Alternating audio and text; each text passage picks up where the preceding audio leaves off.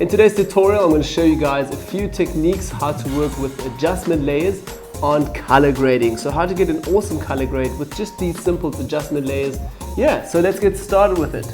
Okay, so I've loaded the image already into Photoshop, as you guys can see here in the layers panel. And before we even get started with the color grading, I do want to say take advantage of your opacities here and also your blending options while you guys are working with these techniques here, or with these adjustment layers actually.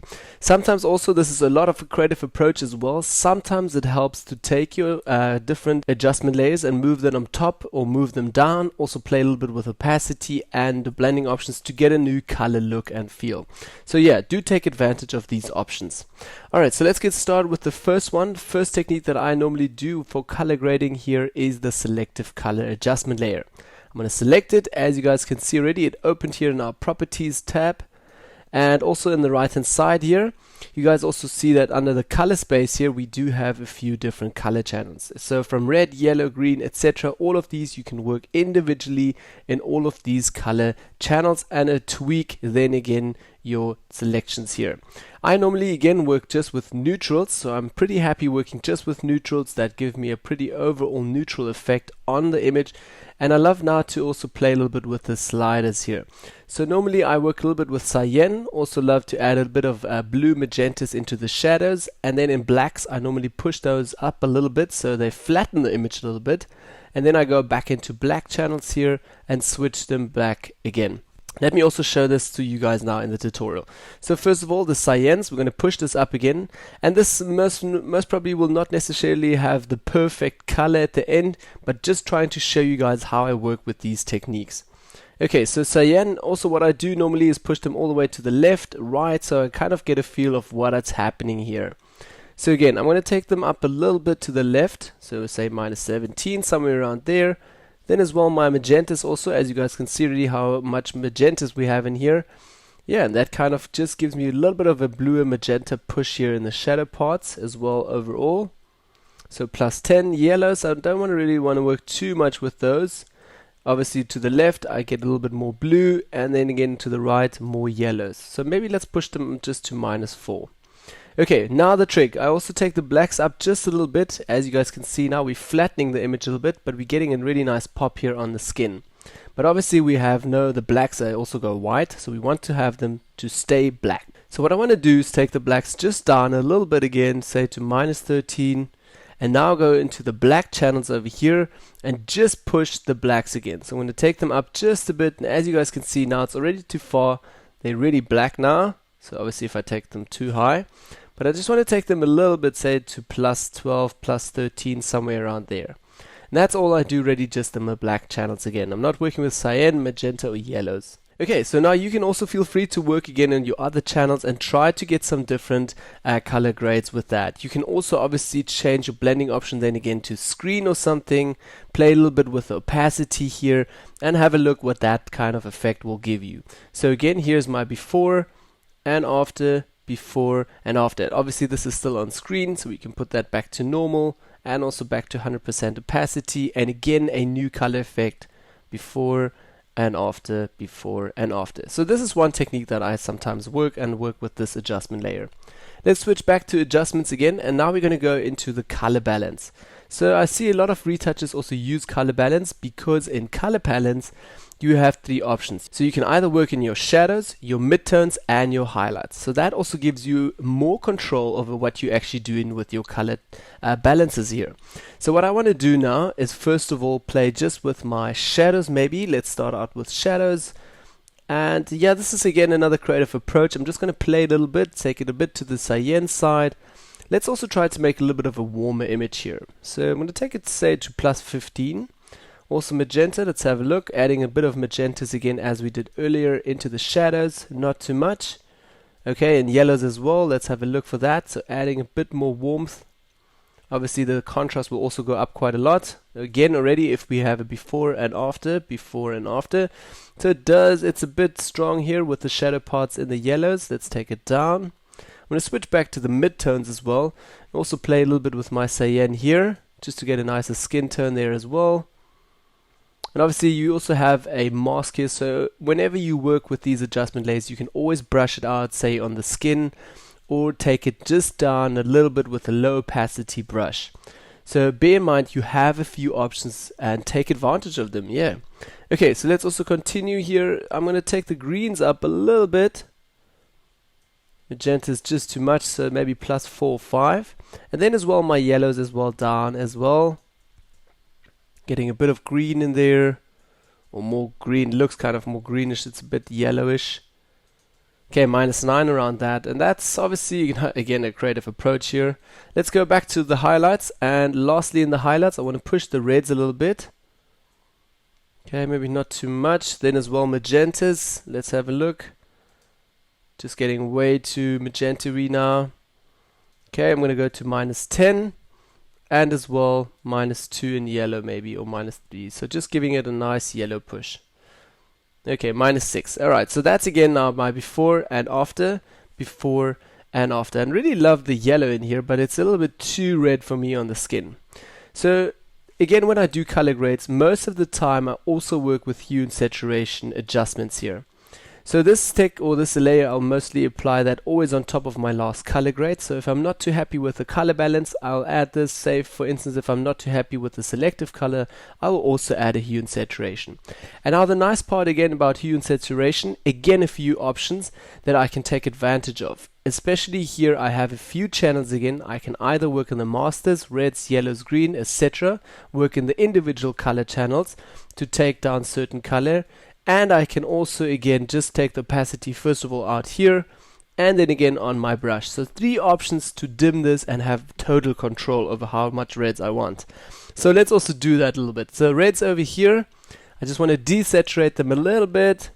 So slightly taking them down to minus say 16, 17, somewhere around there. And I'm already happy with this. I don't need to play with my opacities or with a brush at the moment, but in case it's too strong, you can do that. So let's have a look also here. Again, our before and after, before and after. So way more warm, way more contrast. So again, just a little color change there again. As well, also let's have a look at our saturation here. The sausage gets quite desaturated as well, which kind of suits again a little bit. So overall, as you guys can see, yeah, also the skin tones just desaturated them a little bit. So again, another new technique or layer adjustment layer that I normally work with for color grades. Then as well, let's switch back to adjustments here. Another one that I normally use is also curves. So curves adjustment layer is also used by a lot of retouchers. And you guys most probably are familiar already with curves. Again, you have a few channels here, RGB overall, red, green and blue as well. So you can also work in these individual channels. On the right hand side you have all your highlights, and on the left hand side all your dark areas. So say for instance, if I'm going to take the shadow parts here, I can brighten the shadows a little bit and also my dark pixels, or flatten them a little bit, and to the right hand side darken and give them really nice contrast. So again, if you want to get a more of a dreamy feel, add another layer with just white or something, and then obviously you can also push these dark areas to make it really bright and flat a bit. I don't want to do that for the moment, just showing you guys here. As well, also from the top, dimming the highlights a little bit, or pushing the highlights even a little bit further, especially if you want to get that image pop onto your image. Okay, so then as well, now on the right hand side here, we can also tweak the curve a little bit. So I'm going to push this a little bit and take the contrast down a little bit, so we add more contrast to this. Don't want to push it too far. This image is already retouched pretty good and has already a pretty good color grading. So again, just a little bit of a pop. Maybe let's also go into the reds over here. Push the reds just a little bit in our high keys, or basically in the highlights. So going up a little bit. Trying to make a decent curve here, so taking that down a little bit again. Okay, and I also want to go now into the blues a little bit. Just try to get, if we can get again a little bit of a magenta feel here. Highlights, well, not too much. Also, let's have a look if we take the shadows up a little bit. Okay, and the highlights down a bit. Okay, so as you guys can see, already again a new color shift there as well. Again, our before and after, before and after. This technique, obviously, that's why I also show you guys the few adjustment layers here. Some adjustment layers I find work better on some images. Say for instance, if I have a bit of a darker image, curves works pretty good. Light images here again is color balance. Okay, so you can also play a little bit with the green still. Let's just give this a little try. Okay, we can either add a bit more magentas. It's just going to get very creative here with the green and yellow. Okay, so we're going to leave it like that. Now again, what I also want to try is just go to screen here, different blending option, way too bright. You can also try to maybe dim this down to 30%. Before and after, okay, still way too bright. So screen will obviously brighten everything. It's not the best way. Set that back to overlay here maybe. Okay, also very contrasty again. So again, a complete new color thing there. Obviously this doesn't look good at all. Maybe taking down the opacity would work a bit. But again, just like a small bit of a punch in there. Not too happy actually with this adjustment layer. So I would most probably not even use it. Okay, so just pointing you out, again, you can also use curves for something like this. And then our last layer that I normally also work with is a color fill layer. So basically I'm going to go to image and layer, and we're going to go to new fill layer, solid color. In solid color, I'm just going to hit OK for the moment. It's going to ask me what type of color do you want. I'm going to choose just red over here and hit OK. So as you guys can see, we have red now, and it's affecting the whole image. We first of all have to set the blending option all the way down to color. And now obviously we get color everywhere and everything is red. So normally I work just with the color fill here with my opacity between 10 to 30%. So it's obviously going to make your whole image, the shadows, everything going to make it red. Now the one nice thing that you can actually do, I'm just going to take the opacity maybe just to 16 for the moment, so it's not too strong. Here again, before and after, before and after. One nice thing that I normally love to do is double click here onto the color, so you get back into the color picker. Now first of all, in the first color mode here, I can set how dark or how bright I want that color to be. So I'm going to set just somewhere in the middle, and already can see what's happening here. But the nice thing is now with this middle slider here, I can also tweak this and drop it, and directly also get an effect here and can see what I'm doing here on the color. So I can push it up again a little bit green, or I can push it up a little bit cyan, more also blue there. Okay, and definitely it's not working all of them, but some of them kind of look nice, especially also red gives that a bit more contrast as well. So that's one option that I also work with, just adding this, okay, here, and then again obviously your mask and your opacity, brushing that in and out just a little bit, maybe just adding it for like 7% just because you wanted to have a little bit more red in there. You can also use that. Okay, so let's also make this a little bit bigger here. Our layers panel again, and just have a look quickly again. So from our start here, our selective color again, before and after. Then also a color balance, before and after, before and after. And again, like I said, also here also we have saturation as well in there. So my favorite for the moment is color balance and hue and saturation as well. Also over here, curves, which look way too strong with overlay. Let's take it back to normal, 100% opacity.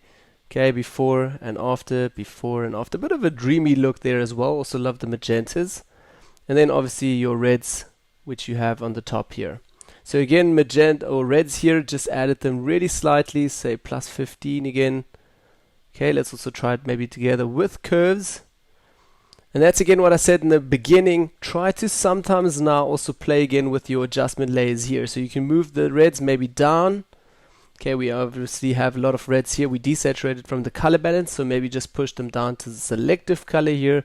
Switch that on, and also your new reds over here. So with selective color again, a complete new color change. Most of them not always work, but that's why it's a creative approach. Try it out. Take your advantage here of your opacity and blending options. Yeah, and these are some of the adjustment layers that I use for creating new color. Yeah, and then obviously you can also still work with plugins, but more of that in a new tutorial someday. Yeah, so that is basically all for today's Photoshop tutorial, guys. Do let me know in the comments down below what you think about these color grading adjustment layers. I would be actually interested to know who of you have some different techniques, or what do you guys use for color grading. Do let me know in the comments down below. Happy to hear some feedback here from you guys. Then as well, don't forget to like it, share and subscribe. And yeah, and I'll see you guys all next week for a new Photoshop tutorial. Bye bye.